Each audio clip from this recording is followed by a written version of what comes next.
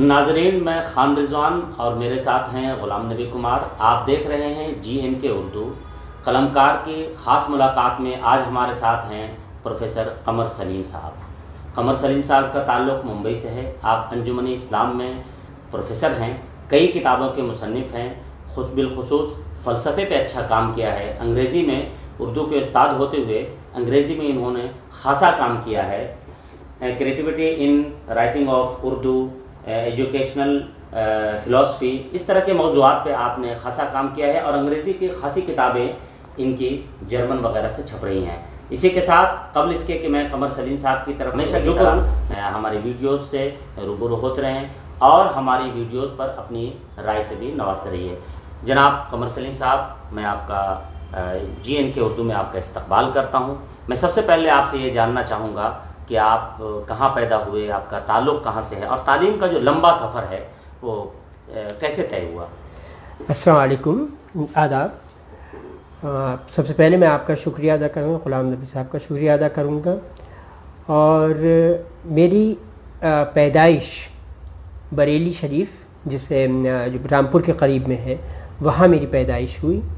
اور بچپن سے ہی، کیونکہ میرے والد صاحب کا جو ملازمت تھی وہ مختلف شہروں میں رہی، اس کی وجہ سے ہم لوگ ایک جگہ سے دوسری جگہ لیکن 7ویں تک ہم نے کیا نام ہے ہر بھوپال میں ادھر وہاں ہم لوگوں نے تعلیم حاصل کی. اس کے بعد ہم جامعہ میں آ گئے. جامعہ میں والد صاحب لیکچر ہو کر آئے اور اس کے بعد ہمارا یہاں تعلیمی سفر میرا جامعہ میں ہی سے پوری میری تعلیم جامعہ ملیہ اسلامیہ کی ہے. میری MA میں اردو میں نے کانپور یونیورسٹی سے کیا ہے اور MPhil دہلی یونیورسٹی سے کیا ہے. تو ظاہر سی بات ہے کہ بچپن میں تو ہم کبھی ہندی میڈیم اسکول، کبھی گورنمنٹ اسکولس کے اندر پڑھتے رہے، لیکن یہ کہ کبھی ایسا نہیں ہوا کہ تعلیم ہماری کہیں رک گئی ہوئے، باوجود اس کے کہ والد صاحب ادھر سے ادھر اپنے ملازمت کے سلسلے میں آتے جاتے رہے. اور جامعہ میں آنے کے بعد مسلسل ایک ہمارا بن گیا کہ ہم اب یہاں تسلسل کے ساتھ جس کو ہم کہیں گے وہ ہم تعلیم وہاں پر جامعہ میں شروع کی. میں نے بھی دیکھنے کی حد کی، وہ بھی تصویر سے نکل آیا. ناظرین، قمر سلیم صاحب اردو ادب کی معروف شخصیت حنیف کیفی صاحب کے صاحبزادے ہیں. حنیف کیفی صاحب کو پوری اردو دنیا جانتی ہے، تنقید کے حوالے سے، تحقیق کے حوالے سے. ابھی دہلی اردو اکیڈمی نے انہیں بڑے انعام سے ایک بڑا انعام انہیں دیا ہے، اس سے نوازا ہے.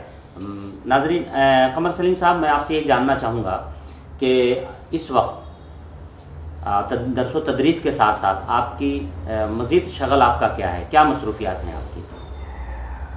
دیکھیے، ابھی آپ نے جیسے کہا، کیونکہ والد صاحب کا آپ نے ذکر کیا، اب مجھے اس بات پہ فخر ہے کہ میں پروفیسر حنیف کیفی کا بیٹا ہوں.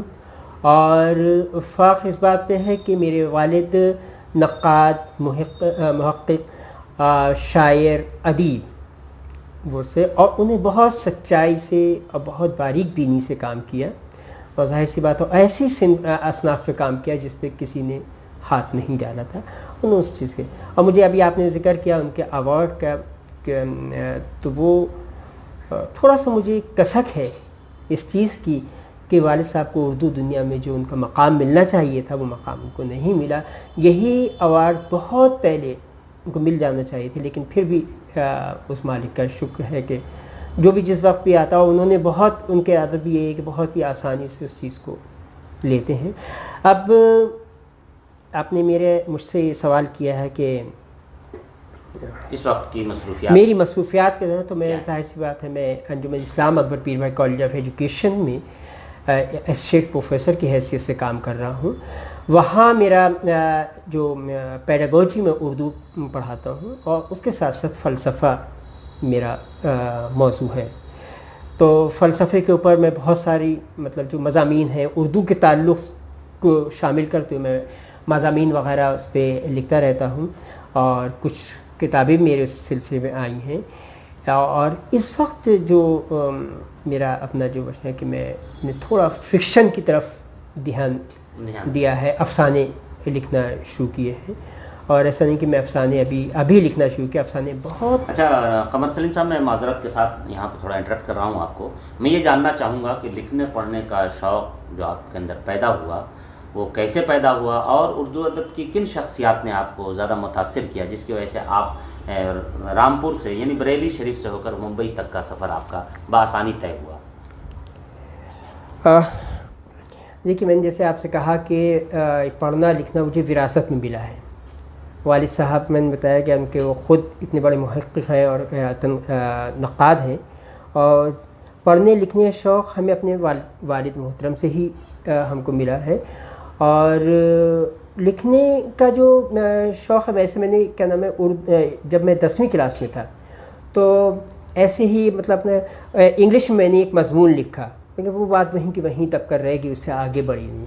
پھر جب میں بی اے میں آیا، بی اے میں آنے کے بعد کچھ ہمارے یہاں میگزین چھپ رہی تھی، تو ہمارے ایک ٹیچر تھے پروفیسر عظیم الشان صدیقی صاحب، اور کافی معروف شخصیت ہیں. تو انہوں نے کہا تم کیوں نہیں لکھتے ہو، اور تمہیں لکھ کر دینا ہے مجھے میرے سے تمہاری کہانی، اس کچھ نہ کچھ لکھ بھی لکھے. تو میں سر میں کیا افسانہ، مجھے تھوڑی دلچسپی ہے میں افسانہ. بولے ہاں بالکل افسانہ. تو اس وقت میں نے ایک افسانہ لکھا، اور وہ افسانہ جو ہے اپنے ہماری جو میگزین تھی کالج کی تہذیب، اس کے اندر شائع ہوا، اور شائع ہونے کے بعد کافی پذیرائی ہوئی، اور اس کے بعد اس طرح سے میرا لکھنے کا شوق. اسی کے ساتھ یہ بھی بتا دیجیے کہ اردو میں کن کن اصناف پہ آپ کی دلچسپی ہے، کن کن اصناف پہ آپ نے کام کیا ہے، اور کتنی کتابیں آپ کی اب تک منظر عام پہ آ چکی ہیں؟ دیکھیے، اردو کی میرا کتاب، اردو کی صرف ہم بات کریں گے تو اردو میری ابھی 2 کتابیں ہیں. ایک کتاب اشاریہ دلگداز، اور دوسری ابھی حال ہی شائع ہوئی افسانوں کا مجموعہ کچھ درد سوا ہوتا ہے. تو یہ 2 کتابیں اس طرح سے آئی ہیں. اور اس کے علاوہ مضامین تو خیر میں اردو میں لکھتا رہا ہوں. اس کے علاوہ میری انگریزی میں بھی کئی کتابیں آ چکی ہیں، 6-7 کتابیں انگریزی کے اندر ہیں. اور جو میں نے سب سے پہلے اپنا اشاریہ کے اوپر جو کام کیا ہے وہ یہ تھا کہ میرا ایم فل کا یہ ڈسٹیشن تھا. جب ہم لکھنے سوچنے کہ میں نے جس وقت اس کا ٹاپک، تو میرے پاس میں نے یہ ٹاپک نہیں سوچا تھا کہ میں اس عنوان پہ کام کروں گا، بلکہ میرا عنوان تھا کہ پیروڈی کے اوپر مجھے کام کرنا تھا، اس کی روایات اور سب کس طرح سے ہندوستان میں آئی کیسے، اس پہ تھا. لیکن لوگوں نے کہا کہ پیروڈی کی روایت کے اوپر، لیکن ان لوگوں نے کہا کہ یہ اس کا ایم فل کا کام نہیں ہے، اس پہ کافی پی ایچ ڈی کا عنوان ہے، یہ کوئی پی ایچ ڈی کا موضوع ہے. تو پھر میرے سامنے اتفاق سے اس وقت جمیل اختر کی آشکل جو اشاریہ ہے وہ آ چکا تھا. تو میں نے کہا میں اشاریہ پہ کر لیتا ہوں کام. اشاریہ ایسے میرے ذہن میں ایک وہ تھا کہ تھوڑا بہت اشاریہ پہ بالکل کام ہوا نہیں تھا اس وقت، بالکل کام نہیں تھا. تو والد صاحب سے میں نے اس کا تذکرہ کیا، انہوں نے کہا ٹھیک ہے بہت اچھا ہے تم.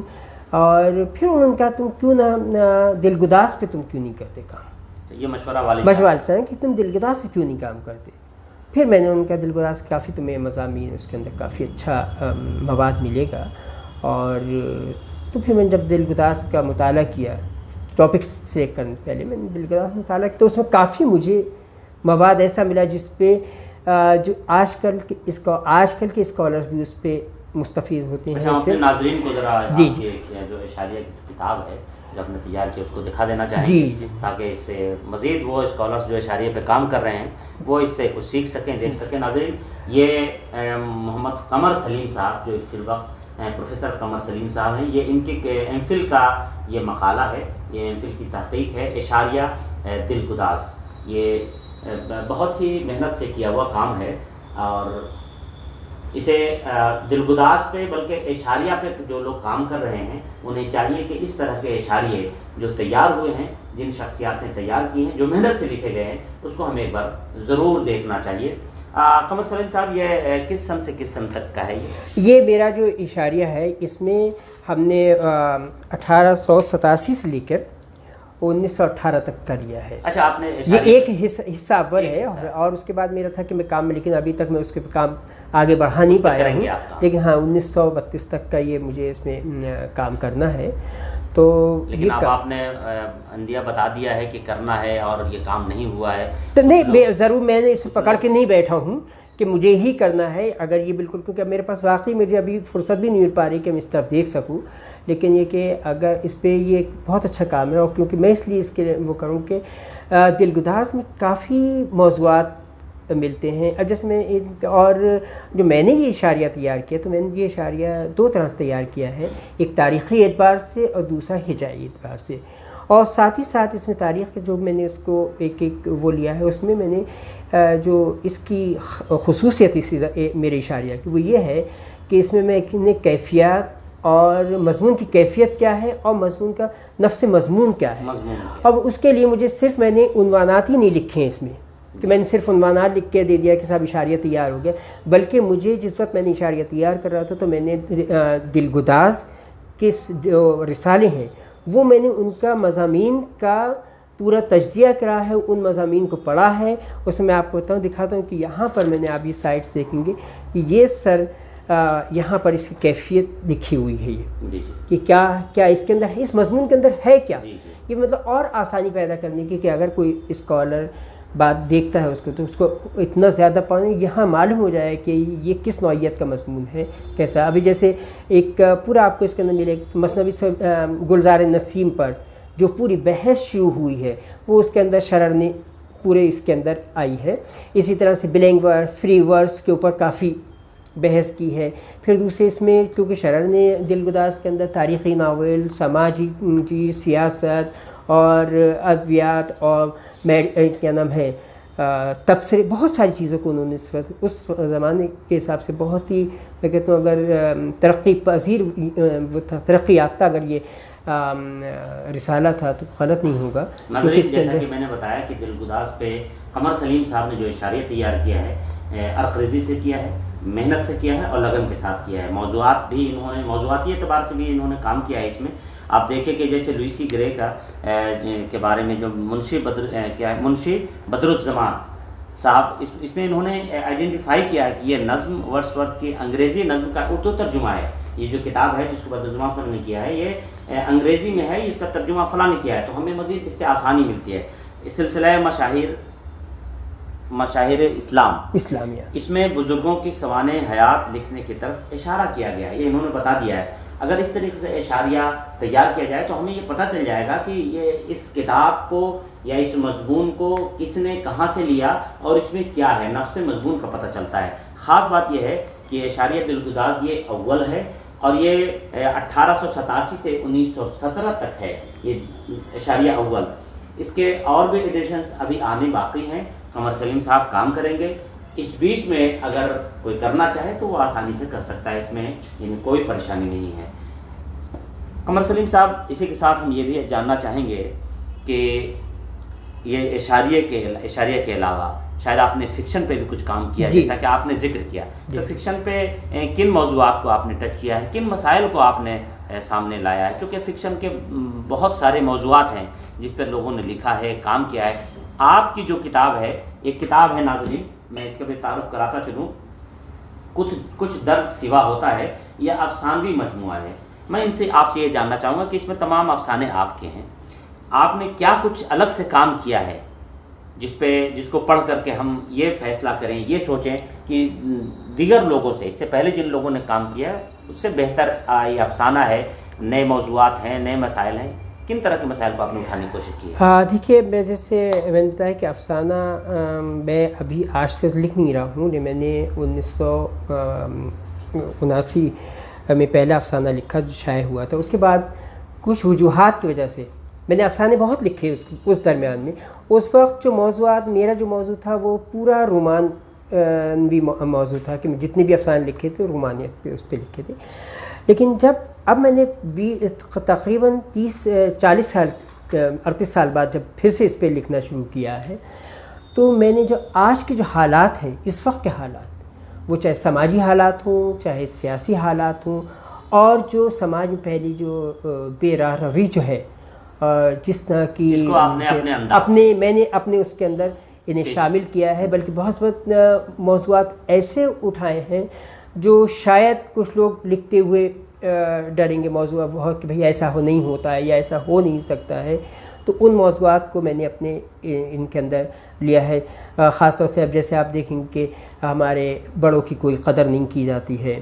اسی طرح سے تہذیبی قدروں کے اوپر کتنی تنزلی کی طرف ہمارے معیار کس طرح سے گر رہا ہے. اسی طرح سے عورت کی کوئی عزت نہیں. اور میرے ان افسانوں کی خاص بات یہ ہے کہ میں نے عورت کے کردار کو زیادہ ابھارنے کی کوشش کی ہے.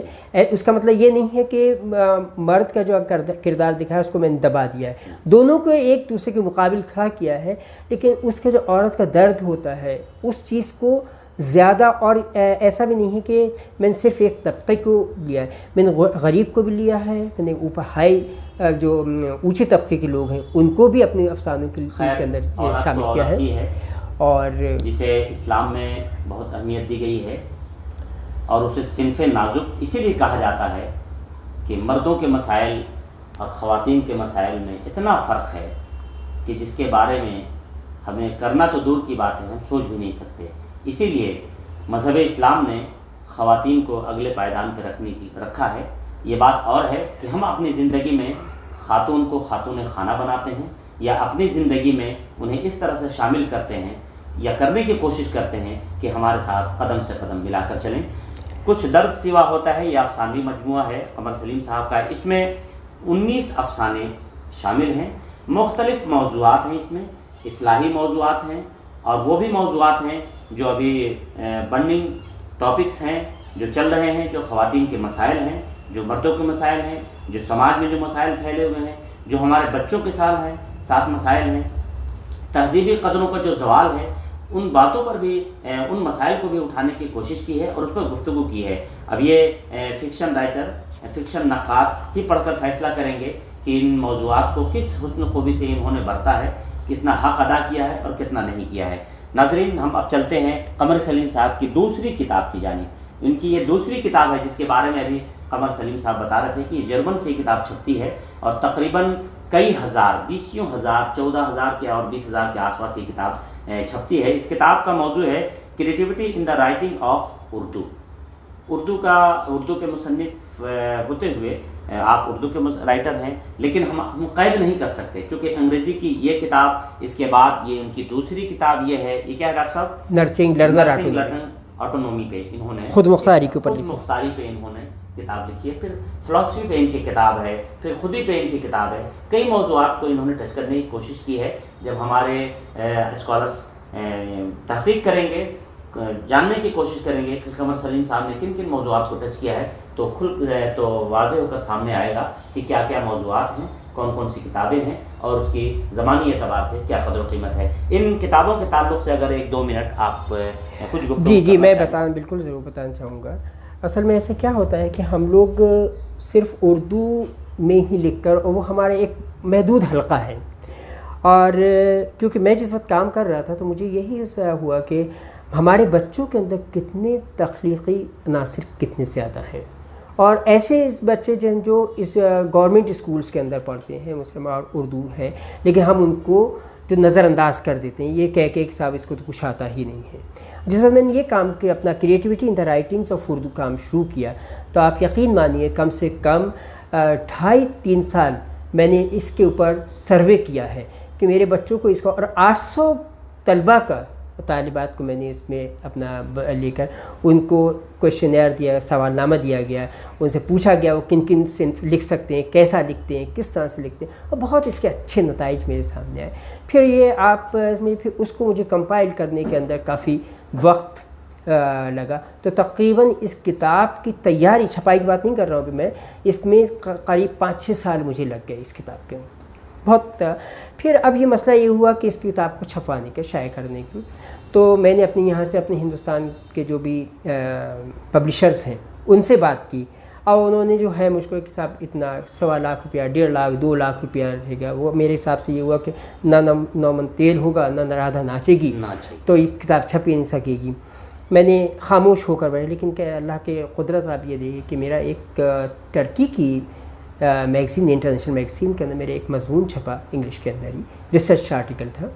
تو وہ چھپنے کے بعد مجھ سے بہت سارے پورے آل اوور ورلڈ کے 7-8 جو پبلشرز تھے انہوں نے مجھ سے کانٹیکٹ کیا اس میں رابطہ قائم کیا اور کہا کہ بھئی ہم یہ کتاب چھاپنا چاہتے ہیں. اب میرے لیے بہت بڑا مسئلہ تھا کہ میں پہلے کس کو کتاب چھاپنے کے لیے دوں. اب اس میں بھی یہ ہوا کہ میں نے سب کے وہ کیا تو مجھے اس میں ایک آدھ دو فراڈ بھی مجھے ملے, لیکن یہ پھر اسکالرس ہیں ان سے میں نے بات کی اور ان کو میں نے جب پوری تسلی کر لی تب ان کو یہ دیا. پھر بھی انہوں نے تقریباً 3-4 مہینے اس کو, کیونکہ کتاب ان کے یہاں تو وہ پوری اس کی ایڈیٹنگ ہوتی ہے, دیکھتے ہیں اس قابل ہے بھی یا نہیں ہے چھپنے. خیر انہوں نے پھر یہ بنا کسی ایک پیسے کے بھی مجھ سے لیے, انہوں نے یہ کتاب ہے اور اس وقت تقریباً 40 ملکوں کے اندر یہ کتاب. ناظرین ہمیں یہ پتہ چلتا ہے کہ اگر ہم اردو کے اسکالر ہیں, اگر ہمارے پاس اردو کے علاوہ دیگر زبانیں بھی آتی ہیں, ان زبانوں میں اگر ہم کام کریں تو اس زبان کے جو پبلشرز ہیں, اس زبان کے جاننے والے پڑھنے والے وہ جانتے ہیں کہ یہ شخص اردو کا ہو کر اگر اس زبان میں کچھ لکھ رہا ہے تو پھر وہ آپ کو آفر بھی کرتے ہیں, موقع ملتا ہے. یہ زرعی اور گولڈن چانس ہوتا ہے جو آپ قمر سلیم صاحب کو ملا. ہم بھی اگر ایسا کریں گے تو یہ موقع ہمارے لیے بھی ہے, ہم بھی ایسا کریں. نہیں, ہم یہی چاہتے ہیں کہ اصل میں کرنا چاہیے ہمیں دوسری زبانوں کے اندر بھی اردو کے, کیونکہ اردو کے اندر بہت نایاب مواد ہے, بہت ایسا جو کسی دوسری جگہ نہیں ملے گا, تو اس کو ہم کو کرنا. ناظرین یہ کتاب قمر سلیم صاحب کی جو جرمن سے چھپ رہی تھی, دوسری کتاب ہے آپ کی نرسنگ لرننگ آٹونومی پہ ہے. میں چاہوں گا کہ مختصراً اس کے بارے میں بتائیں کہ اس میں کیا ہے اور کیا خاص بات ہے. دراصل یہ کتاب جو ہے یہ میں نے مرتب کی, اس میں میرے بھی مضمون ہے اس کے اندر, بہت سارے مضمون. یہ بالکل اپنے نوعیت کی ہندوستان میں میرے خیال سے پہلی کتاب ہے جو چھپی ہے جس میں ہم نے جو ہمارا لرنر ہے, جو طالب علم ہے, اس کی خود مختاری کی ہم نے بات کی ہے. عام طور سے ہمارے اسکولوں میں, ہمارے کالجز کے اندر یہ دیکھا گیا ہے کہ ہم ان کے اوپر ہر چیز مسلط کر دیتے ہیں, ان کو ہم آزادی نہیں دیتے ہیں کسی طرح. تو ہم نے اس میں اسی بات پر بحث کی ہے کہ ہم کیوں نہیں بچوں کو آزادی دیتے ہیں ان کے پڑھنے کا. ہم وقت طے کرتے ہیں کہ کس وقت وہ پڑھیں گے, کس وقت وہ لکھیں گے, جبکہ جو فطرت ہے جو ہے بچے کی وہ یہ ہے کہ وہ خود چاہتا ہے میں کس وقت پڑھوں, کس وقت لکھوں, کس وقت کیا. تو اس چیز کو ہم نے اس کتاب کے اندر اجاگر کرنے کی کوشش کی. آزادی کے اوپر ہم نے فریڈم بھی بات کی. ہم اس طرح سے بچوں کو دیں جو اس کا فطرتاً حق ہے, تب بچے اپنے حساب سے سوچتے ہیں, ایڈجسٹ کرتے ہیں, پڑھتے ہیں, پھر ان کی پرسنالٹی ڈیولپمنٹ جو ہوتی ہے وہ بہتر طریقے سے ہو سکتی ہے. اس اعتبار سے یہ کتاب ہمارے لیے بہت مفید ہے, بہت کارگر ہے. ہمیں بھی اگر ہم انگریزی جانتے ہیں, اور یقیناً ہم اتنا جانتے ہیں, ہم ان کتابوں کو اپنے مطالعے میں شامل کرنا چاہیے. ناظرین قمر سلیم صاحب صرف اردو فکشن, اردو تحقیق اور تنقید سے ہی رابطہ نہیں ہے, بلکہ ان کا تعلق اردو شاعری سے بھی ہے. میں آپ سے یہ گزارش کروں گا کہ آپ کی اردو شاعری ہم نے نہیں سنی ہے, ہمارے ناظرین بھی اب تک محروم ہیں. میں چاہوں گا کہ کچھ اشعار اگر آپ اپنے سنا دیں تو ہمارے ناظرین اس سے محظوظ ہوں. یہ ابھی تک میں نے میرا جو بھی یہ بہت پہلے سے لکھ رہا ہوں میں, شاعری بھی غزل بھی, لیکن اتنی ضرورت نہیں ہوئی کہ میں ان کو کہیں شائع کرا سکوں. تقریباً 100-150 سے اوپر غزلیں لکھ چکا ہوں, اور ابھی وقتاً فوقتاً میں لکھتا رہتا ہوں. تو وہ یہ کہ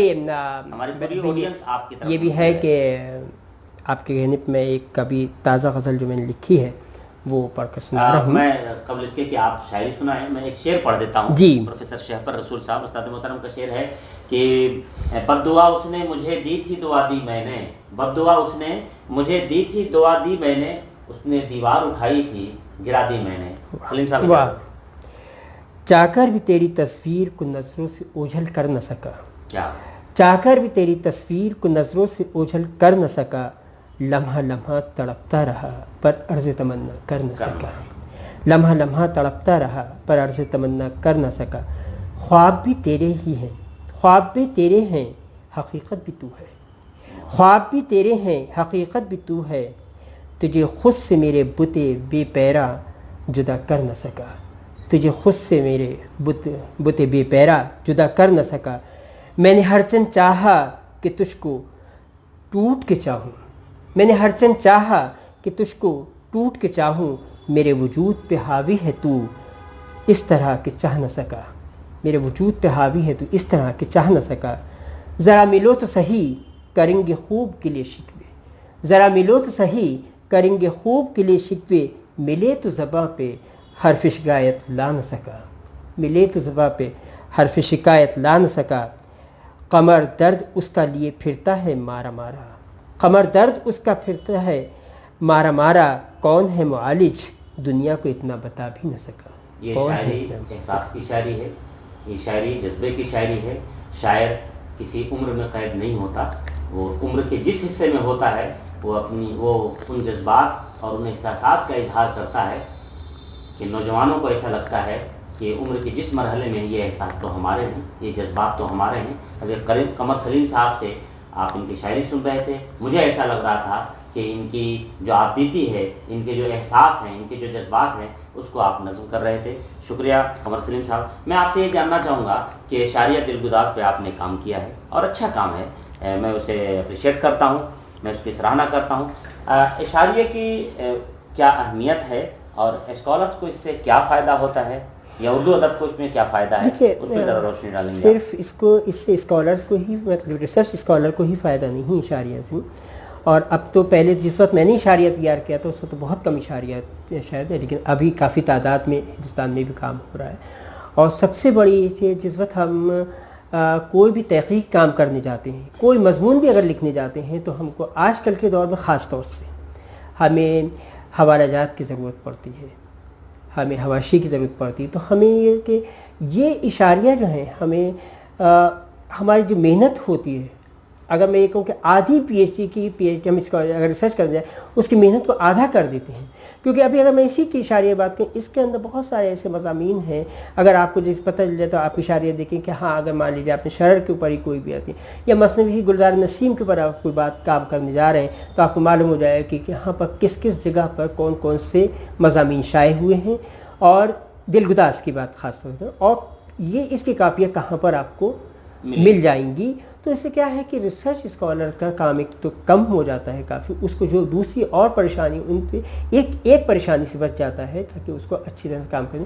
اسی طرح سے جو محقق ہیں جو کام پیپرز لکھ رہے ہیں, ریسرچ پیپرز لکھ رہے ہیں, ان کے لیے بھی یہ ایک اشاریہ جو ہے بہت اہمیت کا حامل ہے, کہ اس کے ذریعے وہ اپنے ریفرنسز کے ساتھ اپنی بات کو ثبوت کے ساتھ کہہ سکتے ہیں کہ ہم نے یہ چیز یہاں سے لی ہے. تو اس پہ کیونکہ عام طور سے ہمارے یہاں کیا ہوتا ہے, کوئی بھی ہم لکھنے جاتے ہیں تنقید ہوتی ہے, لیکن اگر ہمارے پاس ریفرنسز ہیں تو, اور ہمارے پاس اشاریہ سے اگر ہم نہیں لیں, تو ہمیں اس چیز کے لیے زیادہ آسانی ہو جاتی ہے, ہم اس تنقید سے بھی بچ جاتے ہیں اور ہمارا کام بھی آسان ہو جاتا ہے. اچھا, آپ اردو ادب سے وابستہ ہیں, اردو کے استاذ ہیں, ممبئی سے تعلق ہے.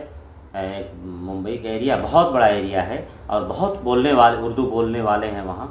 میں یہ جاننا چاہوں گا کہ ممبئی میں, بالخصوص ممبئی میں, بلکہ پورے مہاراشٹر میں اگر اس کا احاطہ آپ کریں, تو مہاراشٹر میں اور ممبئی میں تفریق نہ کرتے ہوئے اگر ہم یہ کوشش کریں کہ پورے مہاراشٹر میں اردو ادب کی کیا صورت حال ہے, اس پر کچھ روشنی. میرے خیال سے اگر میں یہ کہوں کہ اس وقت ہندوستان کی جتنی بھی ریاستیں, ان میں اگر سب سے اچھا, جتنا زیادہ مضبوط کی پوزیشن جو اردو کی ہے, وہ شاید کہیں نہ ہو. کیونکہ اس کی وجہ, اس کی ایک بہت بڑی وجہ ہے, جتنے بھی پرائمری اسکولس ہیں, پرائمری لیول کے جتنے اسکولس ہیں, وہ زیادہ اردو سے ہی ہیں. اور اردو اسی طرح سے اردو جو سیکنڈری اسکولس ہیں, اسے مطلب گراؤنڈ لیول پہ ہم اس کی بات کریں گے, زمینی سطح کے اوپر اردو وہاں پر ہے, جس کی وجہ سے اردو ہاں پھل پھول رہی ہے اور کافی اچھا کام ہو رہا ہے ممبئی میں بھی اور مہاراشٹر میں بھی. تو وہاں بہت ہی تسلی بخش, جس کو ہم کہتے ہیں. مجھے ایسا لگتا ہے کہ مہاراشٹر میں بیداری اس بنیاد پر بھی ہے کہ جو ممبئی میں جو اردو ادب بستا ہے, جو اردو بستی ہے, جو اردو کے لوگ ہیں, وہ بچوں پہ کام کر رہے ہیں, اردو پڑھانے پہ کام کر رہے ہیں, بچوں کے لیے رسائل نکال رہے ہیں. اور ادھر بھی جو ہمارے جو نارتھ میں جو رسائل نکل رہے ہیں, یہ ان کی کھپت بھی ممبئی میں کافی بہت زیادہ یہ بھی بہت بڑا فیکٹر ہے. اور خود ممبئی سے کافی رسائل نکل رہے ہیں, پھر پڑھنے والے تعداد کافی ہے ممبئی کے اندر. اور وہی میں نے بتایا کہ زمینی سطح سے, چھوٹے سے مطلب لے کر ہائر لیول تک, اعلیٰ سطح تک ہمارے کافی پڑھنے والے ہیں. اچھی ہے, مایوس کن نہیں, وہاں مایوس کن صورتحال نہیں ہے. ناظرین, میں آپ سے یہ بتانا چاہوں گا کہ اردو ادب کی صورتحال کہیں بھی مایوس کن نہیں ہے. ہر جگہ حالات اچھے ہیں, ہر جگہ بہتر حالات ہیں. ہمارے احساس کیسے ہیں, ہم کیا سوچتے ہیں جب ہم یہ کہتے ہیں کہ اردو مر رہی ہے, اردو کو ختم کیا جا رہا ہے, تو اس سے پتہ چلتا ہے کہ ہماری ذہنیت کیا, ہم سوچتے کیا ہیں, اردو کے تعلق سے ہماری فکر کیا ہے. زبان کبھی نہیں مرتی ناظرین, اس کا انسان تو مر سکتا ہے, زبان اس شخص کے ساتھ نہیں مرتی, بلکہ زبان کا ایک ایسا سلسلہ ہے جو ہمیشہ زندہ رہتی ہے. زبان وہ چیز ہے جو مرتی کبھی نہیں مرتی، وہ ہمیشہ زندہ رہتی ہے۔ ناظرین، میں قمر سلیم صاحب سے ایک سوال اور یہ کرنا چاہوں گا کہ آج ہندوستان کی جو مختلف یونیورسٹیز ہیں، سینٹرل یونیورسٹیز ہیں، اسٹیٹ کی یونیورسٹیز ہیں، اس کے بعد اور بھی بڑے بڑے کالجز ہیں جہاں کام اردو پہ لوگ کر رہے ہیں، اردو پہ تحقیق اور تنقید کا سلسلہ جاری ہے، وہ جو تحقیق وہاں ہو رہی ہے، تنقید لوگ کر رہے ہیں، اس کے معیار سے کیا آپ کس حد تک مطمئن ہیں؟ دیکھیے، معیار کی جہاں تک بات جہاں ہوتے ہیں پی ایچ ڈی سے، اس کی جہاں تک آپ بات کریں، مجھے سب سے بڑا افسوس یہ ہے کہ زیادہ تر یونیورسٹیز کے اندر جو پی ایچ ڈیز ہو رہی ہیں وہ شخصی پی ایچ ڈیز ہو رہی ہیں، شخصیات کے اوپر پی ایچ ڈی ہو اور زندوں کے اوپر پی ایچ ڈی ہو رہی ہیں۔ اور زندوں کا پی ایچ ڈی ہونا کوئی برائی کی بات نہیں ہے، لیکن یہ ہے کہ جس کے اوپر آپ پی ایچ ڈی کر رہے ہیں اس کا معیار کیا، اس کا ادب میں اس کی حیثیت کیا ہے، مقام کیا ہے اس کا۔ اب آپ بہت سارے ایسے ہیں، اگر آپ شمس الرحمن فاروقی کے اوپر بات کرتے ہیں کہ ان کا پی ایچ ڈی کرتے ہیں، ظاہر سی بات ہے کرنا چاہیے۔ اگر آپ عالیہ سرور پر پی ایچ ڈی کیجیے، ان پہ بہت کام کیا گیا ہے، نارنگ صاحب کے اوپر آپ کام کرتے ہیں، پی ایچ ڈی کرتے ہیں، اسلوب انصاری کے اوپر آپ کام کیجیے، تو اس طرح سے اور بھی بہت رشید حسن خان ہیں، ان کے اوپر آپ پی ایچ ڈی کیجیے۔ اس کے علاوہ جو میں یہ کہوں گا کہ اگر شخصیات کے اوپر آپ کو کرنی تو جہاں بہت سارے ایسے ہمارے جو شہر ہیں، ہمارے جو اضلاع ہیں، اس میں بہت ساری ایسی شخصیات ہیں اور جو مطلب انتقال بھی کر گئے بہت سارے لوگ، تو ان لوگوں پر آپ پی ایچ ڈی کیجیے۔ میرے جس میں اگر میرے والد صاحب کے ایک استاد محترم تھے عشرت بریلوی صاحب، نہ جانے کتنے لوگوں کے وہ شاعروں کے استاد رہ چکے، لیکن ان پہ کوئی کام نہیں کرتا ہے۔ اور اسی طرح سے اگر آپ اسد بدایونی کے آپ بولیے، تو میرا تو بلکہ یہاں تک بھی میں کہتا ہوں اگر پی ایچ ڈیز بھی نہیں ہو پاتی ہیں ان کے اوپر، تو اداروں کی یونیورسٹیز کو یہ چاہیے کہ اس کے اوپر پروجیکٹس لیں، اور پروجیکٹس جو آپ کے جو پی ایچ ڈی کر لیتے ہیں بچے اس میں اسکالرز، آپ ان کو پروجیکٹس دیجیے، ان سے کام کروائیے، ان کے جس شہر میں وہ لوگ رہتے ہیں ان سے معلوم کہ آپ کے شہر میں کون سا ایسا مصنف ہے، کون سا ایسا افسانہ نگار ہے جس نے کیا، لیکن کہ حالات کی وجہ سے وہ نہیں ابھر سکا، نہیں ہو سکا، شاعر کون سا ہے، آپ اس کے اوپر پروجیکٹس لیجیے، ان کے اوپر کام کروائیے پی ایچ ڈی۔ تو میرے خیال سے تو اردو کے ساتھ ہم اردو کا بھلا کریں، ایک چیز تو یہ ہوئی۔ دوسری چیز معاف کیجیے زیادہ سارا ہے کہ ہمارے یہاں جو پی ایچ ڈیز ہیں وہ کتابی پی ایچ ڈیز ہیں، کتابی پی ایچ ڈی میں اس لیے کہوں گا کہ اب میں ایک آپ مثال جیسے دیتا ہوں کہ اقبال کا خودی کا تصور، اس پہ میرے خیال سے اگر آپ لائبریریز چھاننا شروع کریں گے تو بے پناہ آپ کو کام مل جائے گا، لیکن وہ کام ملے گا بہت اچھا کام، میں یہ نہیں کہوں گا کہ کام خراب، کام بہت اچھا ہوگا، وہ بہت اچھی کتاب بھی ہوگی، اس کے اوپر انعامات بھی مل چکے ہوں گے، لیکن وہ کتاب جو ہے لائبریری کی زینت بنا ہوا ہے۔ اب سوال یہ ہوتا ہے کہ اس سے ہمارے قاری کو کیا فائدہ ہوا؟ وہ ظاہر سی بات ایک حلقے کے اندر آپ کا وہ ہے جو بہت پڑھا لکھا حلقہ ہے، اس کے اندر آپ کو اس کی جو بھی، لیکن اس کے عام قاری کے سے میرا کہنے کا مقصد یہ جب آپ اردو میں پی ایچ ڈی کر رہے ہیں تو اس کو آپ عملی طور پہ کیوں نہیں کرتے؟ عملی طور پہ میں اس کی اس لیے مثال اس لیے دوں گا، اپنی کتاب پھر سے یہاں کریٹیو، یہ انگلش میں نے ضرور لکھی، لیکن یہ ایک عملی کام ہے۔ میں نے معلوم کیا ہے کہ میں نے کتنے بچوں کو کریٹیوٹی میں دلچسپی ہے، کتنے بچے کریٹیو ہیں۔ اب یہاں پر ہم اگر خود ہی کا تصور، آپ جا کے جامعات میں جا کے معلوم کیجئے، آپ اسکولوں میں جا کے معلوم کیجئے، آپ اساتذہ سے معلوم کیجئے، ان کو کتنوں کو خود ہی کا تصور آتا ہے، کتنا خود ہی تصور جانتے ہیں، اور اگر نہیں جانتے کیوں نہیں جانتے، اس کی وجوہات کیا ہیں، ان وجوہات کو معلوم، پھر ان کا آپ ازالہ کیجئے، پھر ان کو آپ تدارک اس کا کیجئے بھی کیسے، کس طرح سے۔ اگر ہم اس طرح کی تو میرا یقینی طور پر اردو جو ہے پھلے پھولے گی۔ جہاں پر ہم یہ جب بات کرتے ہیں کہ جو لوگ یہ بات کرتے ہیں اردو ختم ہو رہی ہے، تو وہ یہ اردو ختم نہیں، اردو کو یہ شاید ہو سکتی ہے کہ جو الگ الگ اسٹیٹ سے اسکالرس آتے ہیں M Phil P H D کرنے، تو وہ یہ بھی ہے کہ ہر اسٹیٹ میں ایک سے ایک اہل علم موجود ہے، جی بالکل، بڑا بڑا شاعر ہے وہاں، فکشن رائٹر ہے، نقاد ہے، محقق ہے جو گزر گیا ہے، ان کو اس حساب سے جوڑا جائے کہ آپ کے یہاں یہ شاعر تھے گزر گئے، یہ فکشن رائٹر تھے، یہ نقاد تھے، اس پر کام کریں، تو یہ بھی ہو سکتا ہے کہ ان کے اس کام سے وہ ایک علاقے کا احاطہ ہو جائے گا، اس علاقے کے لوگ محروم نہیں رہیں گے، ان پہ کام بآسانی ہو۔ بالکل بالکل، وہ ہونا چاہیے، بہت ضروری آج کے دور میں اس وقت، کیونکہ دوسری زبانیں بہت آگے نکل گئی ہیں۔ ایسا میں نہیں کہوں گا اردو زبان کی سکت نہیں ہے یا اردو زبان کی اتنی ہمت نہیں، لیکن اردو زبان کو ہم لوگوں نے صرف ادبی زبان بنا کے رکھ دیا ہے، اور ہمیں ضرورت ہے کہ اس کا جو ترسیلی ایک رخ ہے اس کو ہم آگے بڑھائیں، اور یہ کام میرے خیال سے اسکالر سے زیادہ کوئی اچھا کر نہیں سکتا۔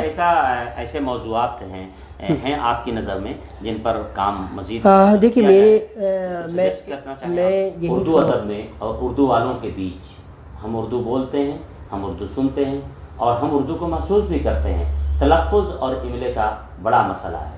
ہم اردو میں لفظ کی ادائیگی صحیح کر نہیں پاتے، وہاں مسائل کھڑے ہوتے ہیں، ہم املا صحیح درست نہیں لکھ پاتے، مسائل وہاں کھڑے ہوتے ہیں۔ مسئلہ یہ آتا ہے کہ ہم کتنا اور کس طرح سے اردو جانتے ہیں۔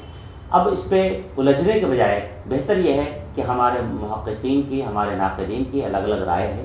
کسی املے پر آپ نے کچھ کہا، اگلے نے کچھ کہا۔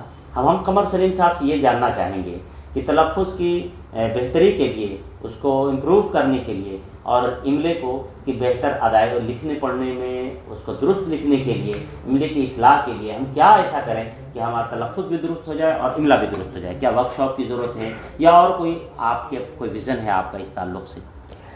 دیکھیے جہاں تک اختلافات کی بات ہے تو اختلافات نہ ہم ختم کر سکتے اور نہ ختم ہوں گے، لیکن یہ ضرور ہے کہ ہم ان اختلافات کے رہتے ہوئے جو ہمارا سب سے بڑا مسئلہ ہے کہ املا اور تلفظ، جو ہمارے آج کل کے نوجوانوں کا بھی تلفظ بہت خراب ہے، ایم اے کرنے کے بعد بھی وہ تلفظ ان کا بہت خراب رہتا ہے، تو ہماری یہ سب کی ذمہ داری بنتی ہے کسی بھی سطح پر۔ میں تلفظ کے معاملے اور املا کے معاملے یہ کہتا ہوں کہ اس کا ایک چکر ہے، سائیکل ہے جو کبھی ختم نہیں ہوتی ہے۔